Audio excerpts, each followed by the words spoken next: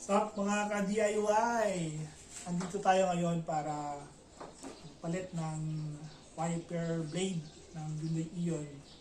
So tag-ulan na, medyo pangit na yung paglilinis niya, may naiiwan na gulot. In-order ko to from Shopee, pero galing China. Ang brand niya ay Guapo. This is for Hyundai Ion. So to replace it, ito, ipupush mo lang ito pababa. I tried it kanina na ayun.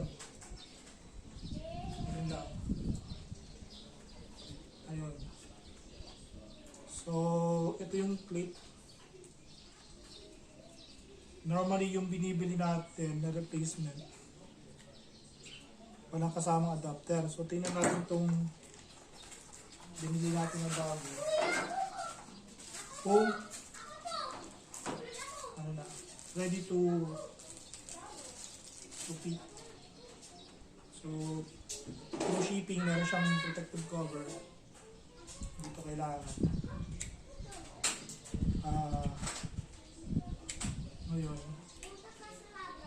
mukhang plug-in play naman siguro to. Paano ba?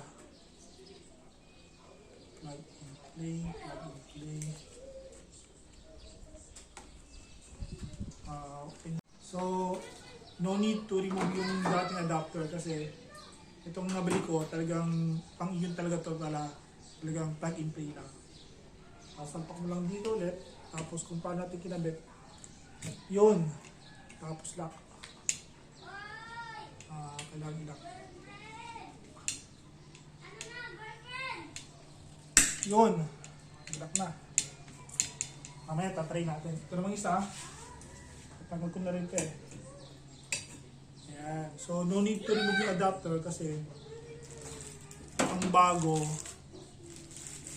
itong bago, same siya. Fit talaga siya pang iyon.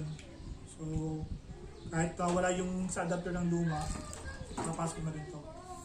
Pero protection na. Mommy, my boyfriend loves the answer! Ayun. Pasok na pasok. Tapos lang.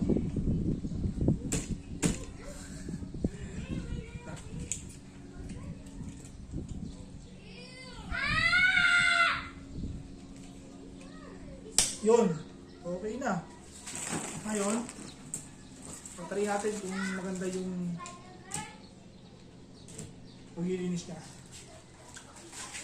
So ngayon, patry na natin kung effective. Okay?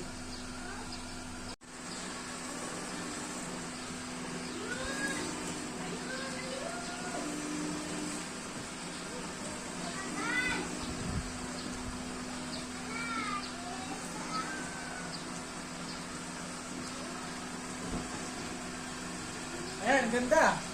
Tahimik siya. Tapos wala siyang guhit-guhit na naiiwan yun. Sobrang effective. Pwedeng, mare-recommend sa iba. Galing. Thank you for watching.